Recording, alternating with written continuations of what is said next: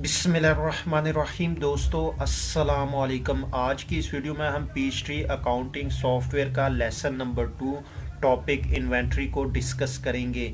इससे पिछली वीडियो में हमने चार्ट ऑफ अकाउंट्स को डिस्कस किया था कि आप चार्ट ऑफ अकाउंट्स को कैसे मेंटेन कर सकते हैं और जर्नल एंट्री कैसे पास कर सकते हैं और एंड पे आप उसकी रिपोर्ट कैसे देख सकते हैं। तो आज की इस वीडियो में हम इन्वेंट्री को डिस्कस करेंगे।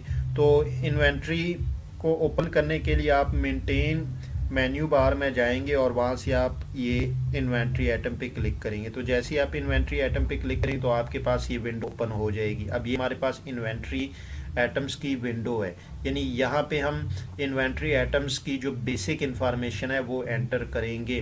तो सबसे पहले हम डिस्कस करते हैं कि इन्वेंट्री आइटम होते क्या है। देखें, आप जब कारोबार करते हैं तो जिन चीज़ों को आप सेल या परचेज करते हैं उनको हम इन्वेंट्री कहते हैं। तो पीच ट्री में हम इसी इन्वेंट्री यानी जिन चीज़ों का हम कारोबार करेंगे उनको मेंटेन करेंगे, फिर उसके बाद हम जो एंट्रीज़ है, ट्रांजैक्शन है, वो पास करेंगे।